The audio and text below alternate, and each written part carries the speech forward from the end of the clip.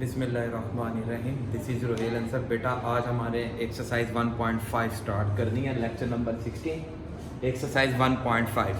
Exercise 1.5 में बेटा हमारे पास दो बातें हैं, singular matrix and non singular matrix. Singular matrix क्या है और नॉन सिंगुलर मैट्रिक्स क्या चीज़ है, हम ये सबसे पहले देख लेते हैं। सिंगुलर मैट्रिक्स में क्या बनता है बेटा, मैंने यहाँ बातें लिखी हैं, singular and non singular of matrix. कहता है इफ डिटर्मिनेंट ऑफ ए, किसी भी ए मैट्रिक्स का अगर आप डिटर्मिनेंट ले इज इक्वल टू 0, वो हमारे पास आ जाए equal to 0 is called the singular matrix. If a determinant of a, किसी भी मैट्रिक्स का ए मैट्रिक्स का डिटर्मिनेंट लिया जाए is not equal to 0 is called the non singular matrix. अब बेटा यहाँ पे एक बात समझ आती है कि सर ये डिटर्मिनेंट चीज क्या होती है। बेटा डिटर्मिनेंट को शो करते हैं हम ए पे ये मोड के निशान या एब्सोल्यूट भी इसे निशानों को बोला जाता है, और तीसरी मैट्रिक्स के अंदर इन निशानों को हम डिटर्मिनेंट बोलते हैं। ये कैसे फाइंड किया जाता है बेटा, कोई भी अगर आपके पास ए मैट्रिक्स, आपके पास स्क्वायर की मैट्रिक्स है ए बी सी डी, इसके लिए डिटर्मिनेंट के लिए कंडीशन है स्क्वायर मैट्रिक्स होनी चाहिए, कोई भी स्क्वायर मैट्रिक्स। बट बेटा जो आपका टॉपिक है 1.5 या 9 क्लास के अंदर ये सिर्फ 2/2 पे डिपेंड है आपका। जब हम इसे फर्स्ट ईयर या सेकंड ईयर की क्लासों में पढ़ते हैं तो वहाँ हम इसे 3/3 में भी पढ़ते हैं, 4/4 में भी। बस शर्त डिटर्मिनेंट के लिए शर्त यही है कि मैट्रिक्स का स्क्वायर मैट्रिक्स होना लाजमी है। अब जब कोई भी आपके पास एक 2/2 की स्क्वायर मैट्रिक्स है, उसका डिटर्मिनेंट कैसे लिया जाता है बेटा, उसका डिटर्मिनेंट इस तरह लिया जाता है कि आपको क्या करना है, सबसे पहले कि आपने जो डायगोनल मैट्रिक्स है इन्हें मल्टीप्लाई करना है। मतलब ये दो डायगोनल मैट्रिक्स है इन्हें मल्टीप्लाई के ए डी माइनस, और नॉन डायगोनल इंट्रीज को भी आपको में मल्टीप्लाई करना है सी डी। ये होता है आपके पास ए का डिटर्मिनेंट। इससे जो जवाब आता है उसे हम बोलते हैं डिटर्मिनेंट। अगर किसी मैट्रिक्स का डिटर्मिनेंट इक्वल टू 0 हो जाए तो इसे हम बोलेंगे ये हमारे पास सिंगुलर मैट्रिक्स है। ओके बेटा, और अगर किसी मैट्रिक्स का a determinant not equal to 0 हो जाए तो उसे हम बोलेंगे non singular matrix.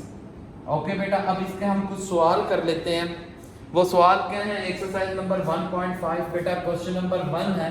Question number 1 में जस्ट हमने सिर्फ और सिर्फ डिटर्मिनेंट फाइंड करना है, ये नहीं बताना कि ये सिंगुलर है या नहीं, ये हमने नहीं बताना, सिर्फ डिटर्मिनेंट फाइंड करना है। क्वेश्चन नंबर 1 है बेटा,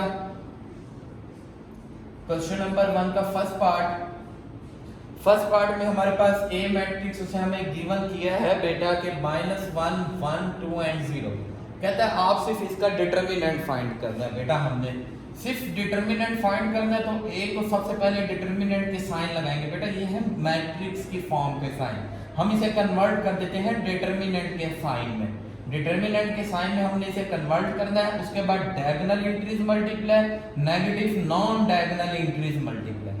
पहले डायगोनल एंट्रीज हमेशा ही आपने पहले डायगोनल को पहले रखना है, उसके बाद नॉन डायगोनल सेकंड नंबर पे रखना है। इन्हें मल्टीप्लाई करते हैं, 0 - 2 इज इक्वल टू -2, तो जस्ट यही हमारे पास डिटर्मिनेंट होता है बेटा। इसी तरह अगर आपको मैं इसका सेकंड पार्ट बता दूं बेटा, सेकंड पार्ट में भी यही चीज गिवन है कि b इज इक्वल टू हमारे पास 1 3 2 एंड -2 बेटा। तो जस्ट उसी तरह सबसे पहले हम इसे डिटर्मिनेंट में कन्वर्ट करेंगे बेटा, 1 2 3 एंड -2। डिटर्मिनेंट में कन्वर्ट करने के बाद बेटा कैसे करना है कि सबसे पहले डायगोनल एंट्रीज मल्टीप्लाई। कौन सी एंट्रीज? डायगोनल। 1 मल्टीप्लाई -2 बेटा प्लस 3 मल्टीप्लाई 2, तो बेटा -2 प्लस 3 2 द 6, तो हमारे पास रिमेनिंग 4। ओके, इसी तरह अगर आपको एक इसका मैं थर्ड पार्ट करवा देता हूं। थर्ड पार्ट बेटा सी उसने हमें गिवन किया, सी उसने वैल्यू हमें दी है 3 2 3 2 3 2 3 2। अब हमने इसका डिटर्मिनेंट लेना है तो उसी तरह सबसे पहले डिटर्मिनेंट साइन में कन्वर्ट करेंगे बेटा हम इसे। उसके बाद diagonal entries multiply, negative non diagonal entries multiply, 3 2 the 6 6 equal to 0। Okay बेटा, ये है question number 1, simple determinant find करना 2/2 मैट्रिक्स। आपके सिलेबस में बेटा सिर्फ 2/2 ही है, जबकि ये 3 डिटर्मिनेंट होता तो स्क्वायर मैट्रिक्स था। अब ये 3/3 4/4 आपके सिलेबस में नहीं है। अब हम इसका क्वेश्चन नंबर 2 करते हैं बेटा, इसी एक्सरसाइज 1.5 का। तो क्वेश्चन नंबर 2 तक आज हमारे पास काम कंप्लीट हो जाएगा आज का क्लास वर्क। आपने बेटा क्वेश्चन नंबर 1 के भी 4 के 4 पार्ट राइट करने हैं और क्वेश्चन नंबर 2 के भी 4 के 4 पार्ट ही राइट करने हैं आपने। अब बेटा 4 पार्ट अगर हम देखते हैं, हमारे पास 2 part. Question number 2 first part A उसने हमें गिवन किया है 3 2 6 4। कहता है आप ये बताओ क्या ये मैट्रिक्स सिंगुलर मैट्रिक्स है या नहीं है।